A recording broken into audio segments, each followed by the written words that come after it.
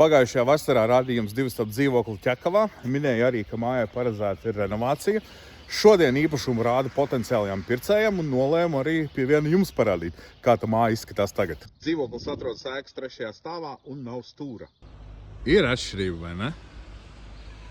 Renovācija vēl nav pabeigta, bet lielākie darbi jau ir izdarīti. Ejam dzīvoklī, parādīšu, kas tur ir jauns.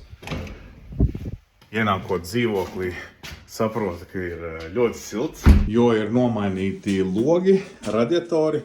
Un interesanti tas, ka radiatori visā dzīvoklī ir nogriezti uz nulīti. Un pašlaik dzīvoklis apsildās tikai no šiem centrālajiem siltumvadiem. Un principā ar to arī pietiek. Ir nomainīts stāvats, ir nomainīts dvieļu šāvētājs. Šeit ir uzlikti jauni elektroniskie skaitītāji. Stāvats mainīts. Visā dzīvoklī uzstādīti arī individuālie siltumskaitītāji. Un arī uz balkona vairs nav bail iziet. Ja skatāmies rēķinu, tad par apkuri jāmaksā ir 18 eiro. Un par janvāri, tas augstais trakais sals, kad mums bija, tad kopējā summa ir 118 eiro.